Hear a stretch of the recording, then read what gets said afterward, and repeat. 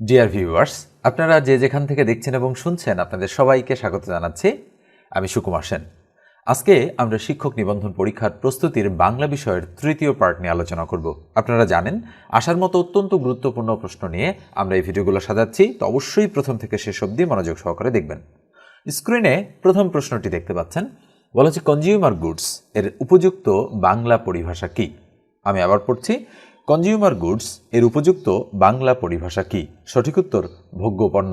মনে রাখতে হবে, কনজিউমার গুডস মানে হচ্ছে ভোগ্য পণ্য। ঠিক আছে, এরপর আমরা দুয়ে চলে যাচ্ছি। পরশ্য শব্দটির অর্থ কি? পরশ্য শব্দটির অর্থ হচ্ছে পরশু। মনে রাখতে হবে, পরশ্য শব্দটির অর্থ হচ্ছে পরশু।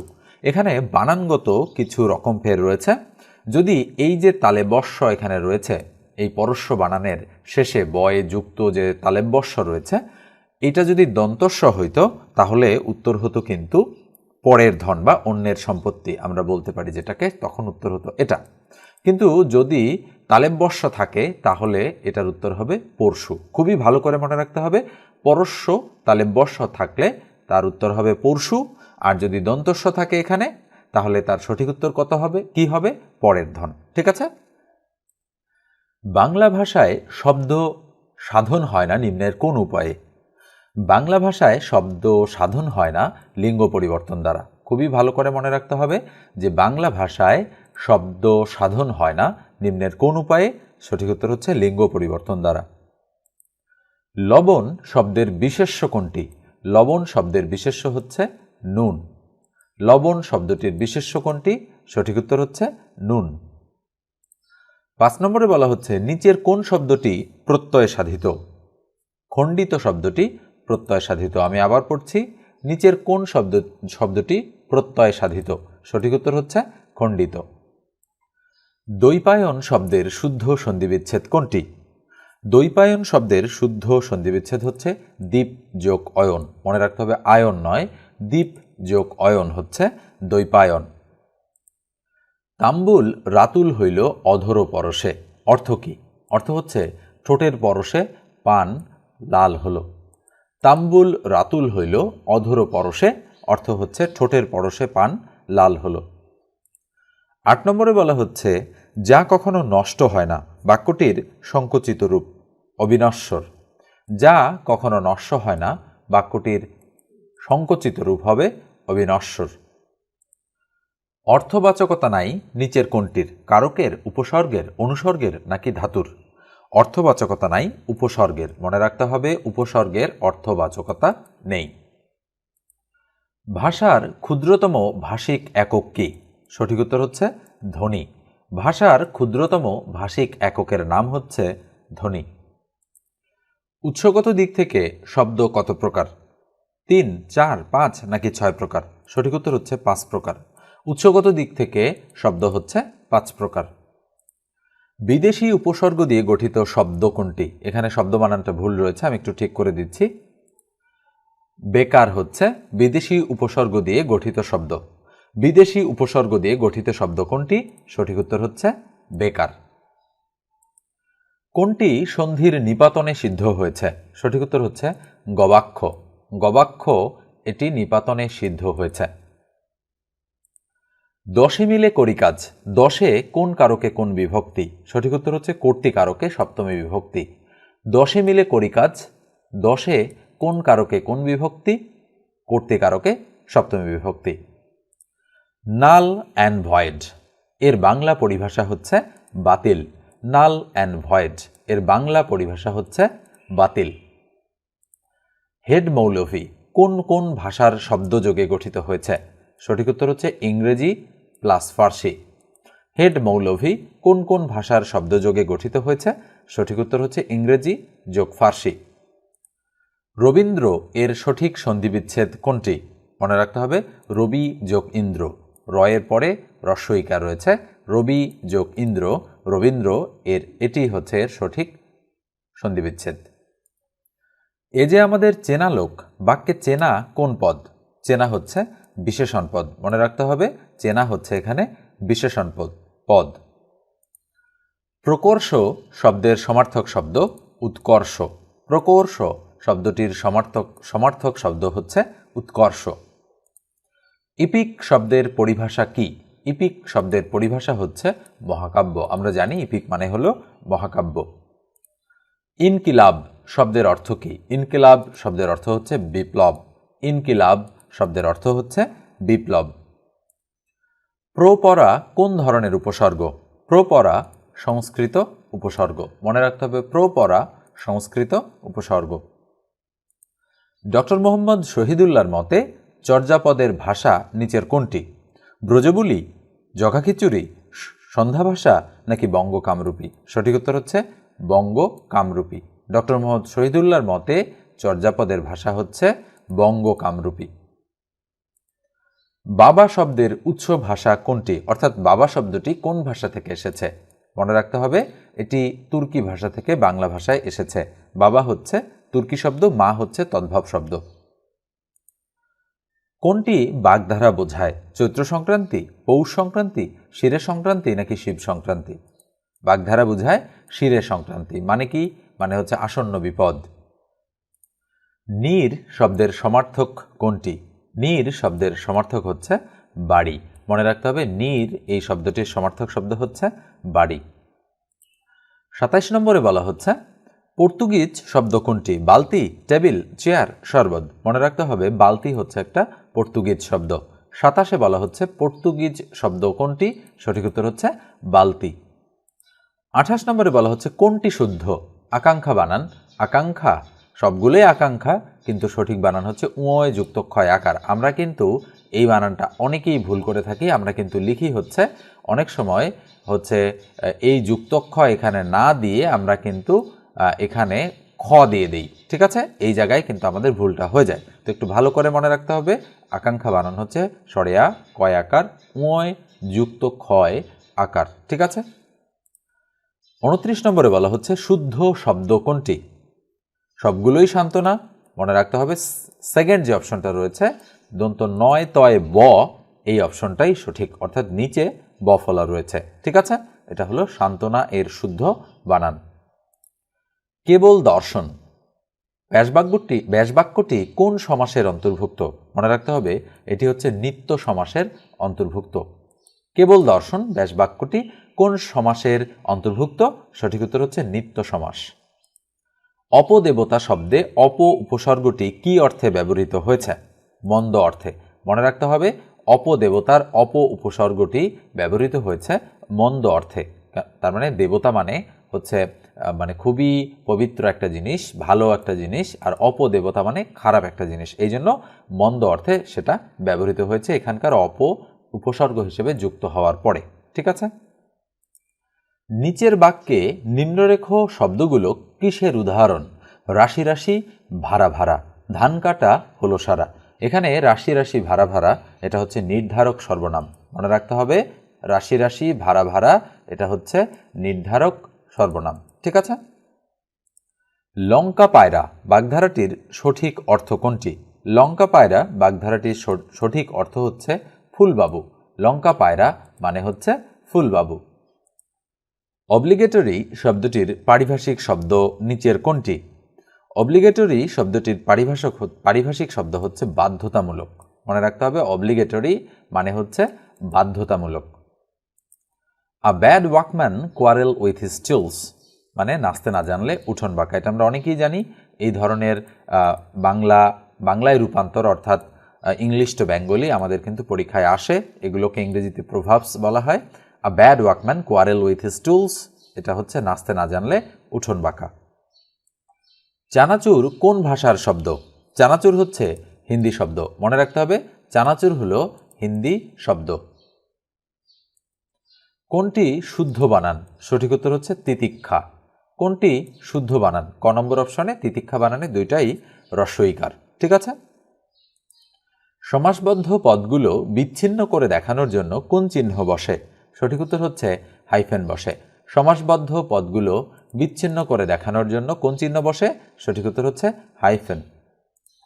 ফুলে ফুলে ঘর ভরেছে এখানে ফুলে ফুলে কোন কারকে কোন বিভক্তি? ফুলে ফুলে ঘর ভরেছে এখানে ফুলে ফুলে হচ্ছে করণে সপ্তমী। এখানে ফুলে ফুলে হচ্ছে করণে সপ্তমী। জলে স্থলে কি সমাস? জলে স্থলে হচ্ছে অলুক দ্বন্দ্ব সমাস। জলে স্থলে কি সমাস? উত্তর হচ্ছে অলুক দ্বন্দ্ব সমাস। ঔ কোন ধরনের স্বরধ্বনি? ঔ হচ্ছে যৌগিক স্বরধ্বনি। ঔ কোন ধরনের স্বরধ্বনি? ঔ হচ্ছে যৌগিক স্বরধ্বনি। সকলের জন্য প্রযোজ্য এক কথায় কি হবে?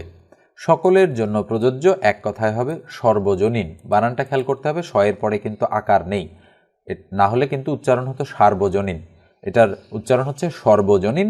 সকলের জন্য প্রযোজ্য, আকার কিন্তু এখানে হবে না। নিচের কোনটি নিত্য সমাসের সমস্ত পদ? সঠিক উত্তর হচ্ছে গ্রামান্তর। এখানে নিত্য সমাসের সমস্ত পদ হচ্ছে গ্রামান্তর। ৪৪ নম্বরে বলা হচ্ছে সচেষ্ট এর সঠিক বিপরীত শব্দ কোনটি? অশিষ্ট, অনিষ্ট, লঘিষ্ঠ নাকি নিশ্চেষ্ট?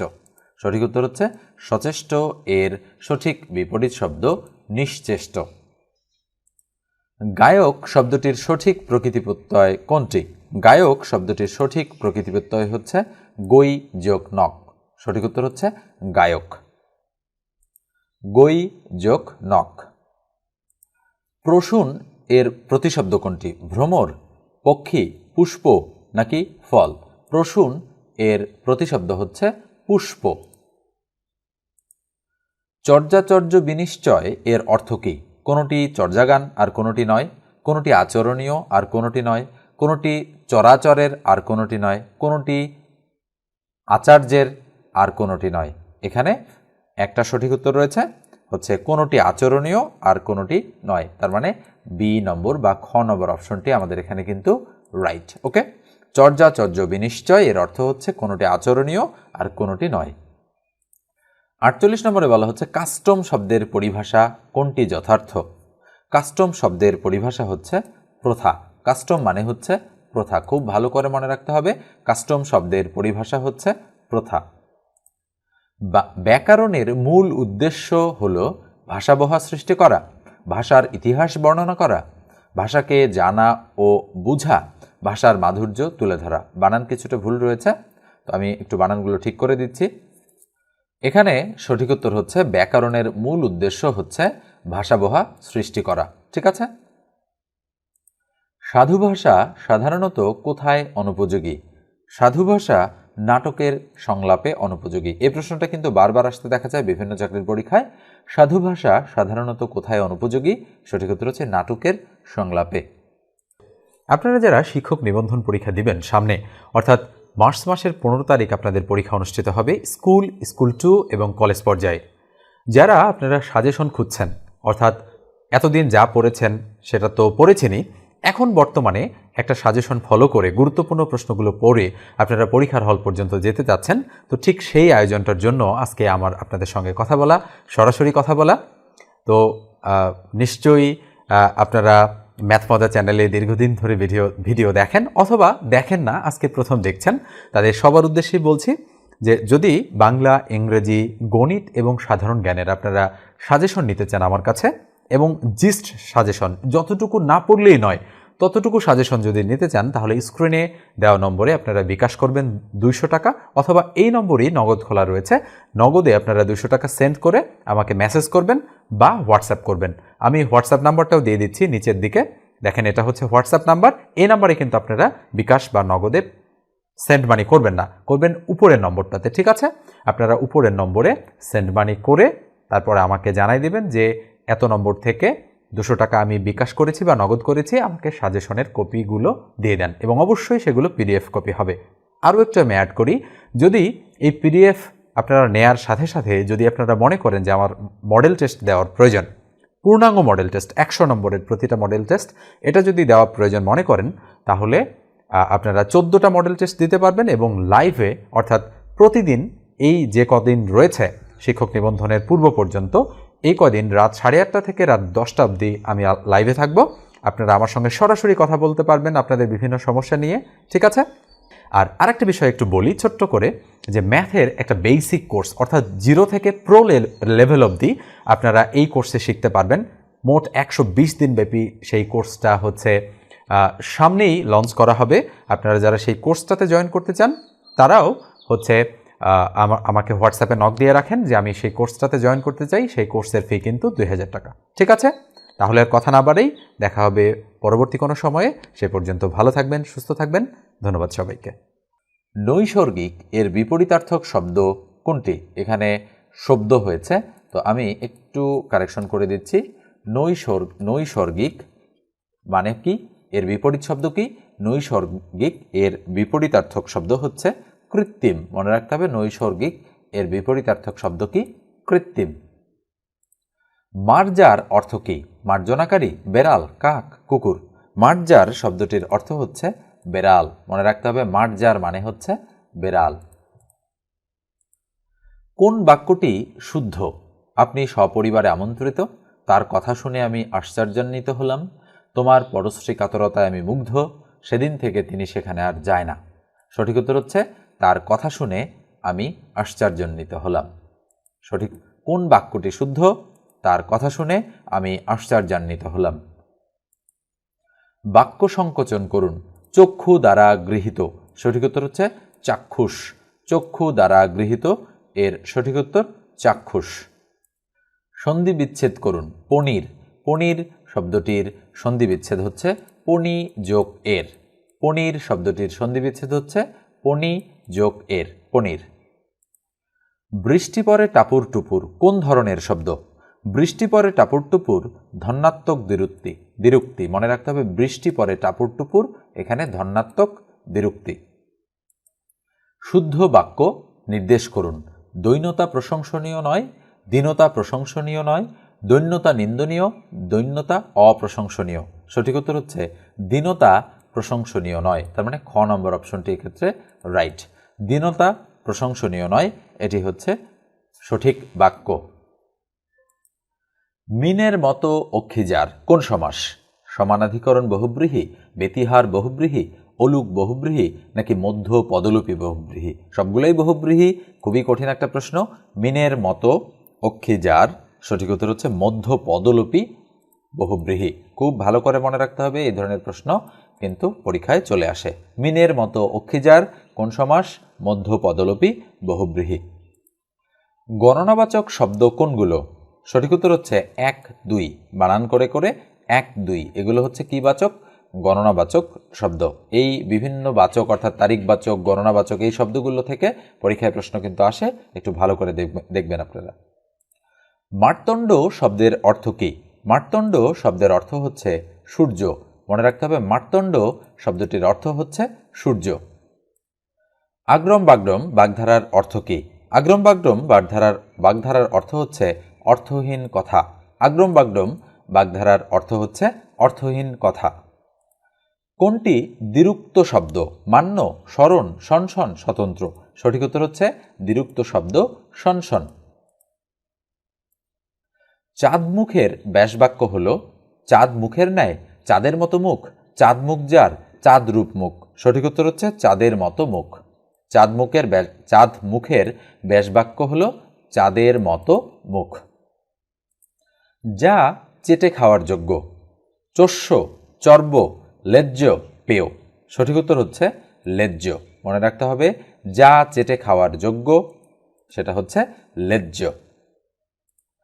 অটোনমাস শব্দের অর্থ কি? স্বাক্ষর, স্বায়ত্তশাসিত, সত্তায়িত নাকি সংশোধিত? অটোনমাস মানে হচ্ছে স্বায়ত্তশাসিত। খুব ভালো করে মনে রাখতে হবে অটোনমাস মানে হচ্ছে স্বায়ত্তশাসিত। জায়া শব্দের সমার্থক শব্দ অর্ধাঙ্গী, কন্যা, নন্দিনী, ভাগিনী। সঠিক উত্তর হচ্ছে অর্ধাঙ্গী। জায়া শব্দের অর্থ হচ্ছে অর্ধাঙ্গী। আমরা পড়েছি জায়াপতি, সেখান থেকে আমরা বলতে পারি জায়া মানে হচ্ছে অর্ধাঙ্গী। যে উপকারীর অপকার করে। সঠিক উত্তর হচ্ছে কৃতঘ্ন। যে উপকারীর অপকার করে, অপকার মানে কিন্তু ক্ষতি করে, যে উপকারীর ক্ষতি করে সেটাকে আমরা বলি কৃতঘ্ন। পাপে বিরত থাকো কোন কারকে কোন বিভক্তি? সঠিক উত্তর হচ্ছে অপাদান কারকে সপ্তমী বিভক্তি। পাপে বিরত থাকো এটা হচ্ছে অপাদান কারকে সপ্তমী বিভক্তি। নিচের কোন বানানটি শুদ্ধ? প্রত্যেকটাই ন্যূনতম বানান রয়েছে। আমরা এখানে দেখতে পাচ্ছি যে প্রথমে দীর্ঘ প্লাস জফালা যেটাতে রয়েছে সেটাই হবে শুদ্ধ বানান। মনে রাখতে হবে এর উচ্চারণ হচ্ছে ন্যূনতম, নট ন্যূনতম। তাহলে কিন্তু আমরা এই বানানটা লিখতাম। আমরা অধিকাংশই ভুল করে এই বানানটা লিখি, কিন্তু সঠিক উত্তর হচ্ছে ন্যূনতম। ওকে, গুরুত্বপূর্ণ প্রশ্ন এটা। সৌম্য শব্দের বিপরীতার্থক শব্দ কোনটি? সৌম্য শব্দের বিপরীতার্থক শব্দ হচ্ছে উগ্র। সৌম্য শব্দের বিপরীতার্থক শব্দ হচ্ছে উগ্র। চন্দ্র কোন শব্দের উদাহরণ? চন্দ্র হচ্ছে তৎসম শব্দের উদাহরণ। 72 বলা হচ্ছে গ্রিক শব্দ কোনটি? দাম একটা গ্রিক শব্দ। মনে রাখতে হবে দাম একটা গ্রিক শব্দ। কোন বাংলা পদের সাথে সন্ধি হয় না? অব্যয় পদের সাথে সন্ধি হয় না। কোন বাংলা পদের সাথে সন্ধি হয় না? সঠিক উত্তর হচ্ছে অব্যয় পদের সাথে সন্ধি হয় না। 74 বলা হচ্ছে কোনটি যোগরূঢ় শব্দের উদাহরণ? সঠিক উত্তর হচ্ছে জলদ, এখানে যোগরূঢ় শব্দের উদাহরণ। টি, টা, খানা, খানি ইত্যাদি হচ্ছে পদাশ্রিত নির্দেশক। আমরা খুবই ছোট বয়স থেকে এই জিনিসটা ইংরেজি গ্রামারে পড়ে এসেছি। টি, টা, খানা, খানি হচ্ছে পদাশ্রিত নির্দেশক, বা বাংলা ব্যাকরণেও আমরা এই জিনিসটা দেখি। কোনটি প্রাদি সমাস? পুরুষ সিংহ, কাপুরুষ, হাটবাজার, প্রবচন। এখানে প্রবচন শব্দটি হচ্ছে আমাদের প্রাদি সমাস।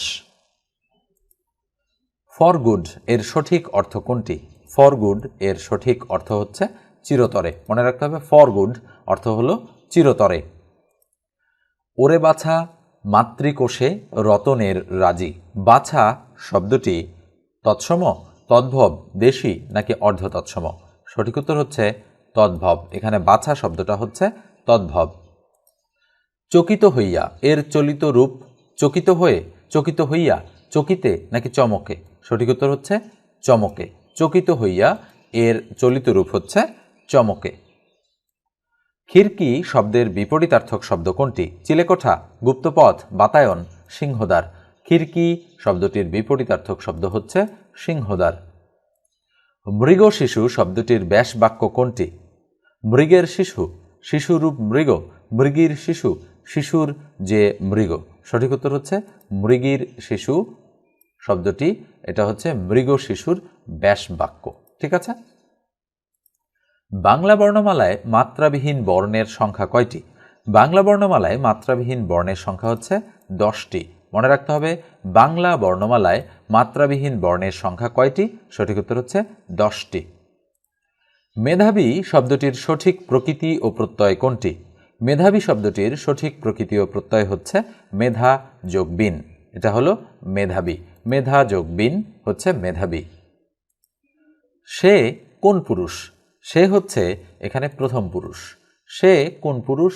সঠিক উত্তর হচ্ছে সে প্রথম পুরুষ। নিচের কোন বানানটি শুদ্ধ? মানে নিচে যে বাক্যগুলো রয়েছে কোন বাক্যটি এখানে শুদ্ধ? কেবলমাত্র তুমি যাবে, এতে আশ্চর্য হলাম, বিবিধ জিনিস কিনলাম, এ সংবাদে সন্তোষ হলাম। সঠিক উত্তর হচ্ছে বিবিধ জিনিস কিনলাম। এটা হচ্ছে এখানে সঠিক বাক্য। কোনটি ষড়সন্ধির উদাহরণ? হিমালয়, অহরহ, সংসার, বনস্পতি। হিমালয় হচ্ছে ষড়সন্ধির উদাহরণ। উচ্চারণের সময় মুখ বিবর উন্মুক্ত থাকে বলে আকে কি ধ্বনি বলে? উচ্চারণের সময় মুখ বিবর উন্মুক্ত থাকে বলে আকে আমরা বলি বিবৃত স্বরধ্বনি। মনে রাখতে হবে বিবৃত স্বরধ্বনি। স্বভাবতই মূর্ধন্যস্ব হয় এমন উদাহরণ কোনটি? কৃষক, বর্ষা, ঔষধ নাকি কাষ্ঠ? সঠিক উত্তর হচ্ছে স্বভাবতই মূর্ধন্যস্ব হয় ঔষধ বানানে। 89 বলা হচ্ছে ধ্বনি বিপর্যয়ের উদাহরণ কোনটি? আগুন, আরমারিও, পিচাস, ইচ্ছে। সঠিক উত্তর হচ্ছে পিচাস। ধ্বনি বিপর্যয়ের উদাহরণ হচ্ছে পিচাস। পূর্বপদ প্রধান সমাস কোনটি? দ্বন্দ্ব, অব্যয়ীভাব, তৎপুরুষ, বহুব্রীহি। পূর্বপদ প্রধান সমাস হচ্ছে অব্যয়ীভাব সমাস। 91 বলা হচ্ছে রাষ্ট্রপতি কোন লিঙ্গ? পুংলিঙ্গ, স্ত্রীলিঙ্গ, উভয়লিঙ্গ নাকি কোনোটি নয়? এখানে বানান ভুল রয়েছে। এখানে সঠিক উত্তর হচ্ছে রাষ্ট্রপতি উভয়লিঙ্গ। রাষ্ট্রপতি কোন লিঙ্গ? সঠিক উত্তর হচ্ছে উভয়লিঙ্গ। দেবর এর স্ত্রীবাচক শব্দ কি? ননদ, যা, ভাতৃবধূ, কোনোটিই নয়। দেবর এর স্ত্রীবাচক শব্দ হচ্ছে যা। সাপের খোলস বাক্য সংকোচন কি হবে? প্লাবক, উরগ, নির্মক, কৃত্তি। সাপের খোলস এর বাক্য সংকোচন হবে নির্মক। সকাল থেকে বৃষ্টি হচ্ছে এর ইংরেজি অনুবাদ হলো it is raining since morning. It has been raining since morning. Right, এটাই হচ্ছে সঠিক উত্তর। আমাদের খ নম্বর অপশনটা এক্ষেত্রে সঠিক। It has been raining since morning মানে হচ্ছে সকাল থেকে বৃষ্টি হচ্ছে। 95 নম্বরে বলা হচ্ছে তামার বিষ অর্থ কি? তামার বিষ মানে হচ্ছে অর্থের কুপ্রভাব। তামার বিষ এর অর্থ হচ্ছে অর্থের কুপ্রভাব। যা পূর্বে ছিল এখন নাই, এটাকে বলা হয় ভূতপূর্ব। যা পূর্বে ছিল এখন নাই, এটাকে কি বলা হয়? এটাকে বলা হয় ভূতপূর্ব। কোনটি শুদ্ধ বানান? কৃষিজীবী, এই বানানটা বারবার আসে, মনে রাখতে হবে। কৃষিজীবী প্রথমে রস্বই পরে দুইটা দীর্ঘই, এটা হচ্ছে কৃষিজীবী বানান। প্রথমে রস্বই তারপরে দুইটা দীর্ঘই। কানাকানি কোন সমাস? সঠিক উত্তর হচ্ছে কানাকানি বহুব্রীহি সমাস। কানাকানি কোন সমাস? সঠিক উত্তর হচ্ছে কানাকানি বহুব্রীহি সমাস। বৃষ্টি এর সন্ধিবিচ্ছেদ কি হবে? বৃষ্টি এর সন্ধিবিচ্ছেদ হবে বৃষ যোগ তি। বৃষ্টি এর সন্ধিবিচ্ছেদ হবে বৃষ যোগ তি। নাটিকা কোন অর্থে স্ত্রীবাচক? মনে রাখতে হবে নাটিকা ক্ষুদ্রার্থে স্ত্রীবাচক। নাটিকা কোন অর্থে স্ত্রীবাচক? নাটিকা ক্ষুদ্রার্থে স্ত্রীবাচক। এই হচ্ছে আমাদের 100টা প্রশ্ন। অবশ্যই আপনারা মনোযোগ সহকারে ভিডিওটা দেখেছেন। আর এখন পর্যন্ত যদি কেউ সাবস্ক্রাইব না করে থাকেন তাহলে মাস্ট বি আপনারা সাবস্ক্রাইব করবেন আর ভিডিওটাতে একটা লাইক দিতে ভুলবেন না। আর যদি ফেসবুক পেজ থেকে এই মুহূর্তে দেখে থাকেন তাহলে অবশ্যই পেজটা ফলো দিয়ে রাখবেন। ধন্যবাদ সবাইকে, ভালো থাকবেন, সুস্থ থাকবেন।